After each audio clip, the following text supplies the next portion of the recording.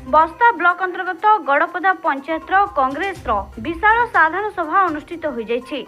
बस्ता ब्लॉक कांग्रेस सभापति सत्यनारायण गुप्ता सभापतित्व में जिला कांग्रेस कमिटीर साधारण संपादक सुधांशु शेखर जेना एही सभा को परिचालना करथिले।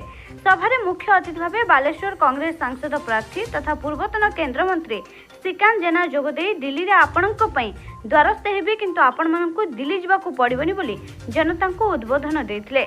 एही सभारे बालेश्वर जिला कांग्रेस सभापति संजीव गिरी जोगदे देशर रक्षा पई कांग्रेस रो विजय आवश्यक बोली कहिथिले। बस्ता निर्वाचन मंडली कांग्रेस विधायक प्रार्थी विजय नायक जने भाई परी और पुओ परी मो आपणक हृदयरु तांको आशीर्वाद चाहे बोली कहिथिले। अन्यमानक मध्य पूर्वतन सरपंच मदन मोहन जेना, 14 नंबर जोन सभापति रविंद्र दास, 15 नंबर जोन सभापति किशोर पाल, जिला कांग्रेस किसान सभापति जयंत कुमार महापात्र प्रमुख मंचासीन होइथिले। एही कार्यक्रम को राउतपड़ा और गड़पदा पंचायत शह शह जनसाधारण समेत कांग्रेस समस्त कर्मी युव कांग्रेस कर्मी परिचालन रे सहयोग करथिले। बस्ता निर्वाचन मंडली आरंभ रुप्सा हाटपड़िया ठारू एक विशाल शोभायात्रा बाहरी शेष में गड़पदा पंचायत रे पहुंचीथिला।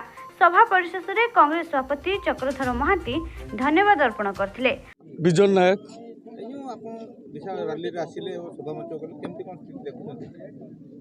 लोकंकर समस्या 34 वर्ष धरी बस्ता माटी रे कांग्रेस दल केबे नेतृत्व पाई नांती। गरीब गुरुबा लोक विभिन्न स्वर विभिन्न समाधान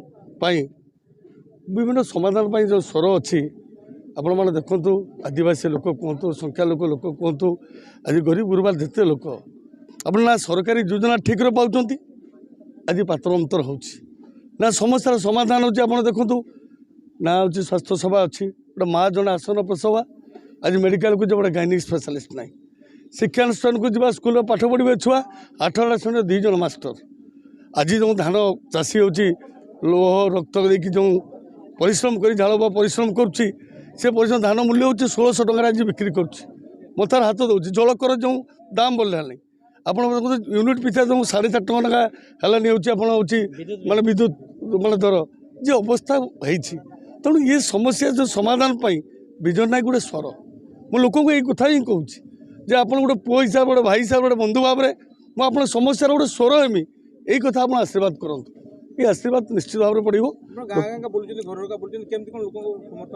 लोक भावुँ पुअर आदर कर लोक समस्या कहूँ शुणुची आशा कर लोक समस्या समाधान चेष्टा करी लोक कथा दूसरी लोक पाखे निश्चित भाव में पहुँचमी। मो 34 वर्ष ये कौ इंजिन कम करनी ये लोकंर भतृत्व लोक ये मान लोकंर समस्या को समाधान कर लोक दुख को उच्छ्वास को बुझीपर से ही जीत। बालेश्वर मानस रंजन बेहरा रिपोर्ट ज्योति प्रभा न्यूज।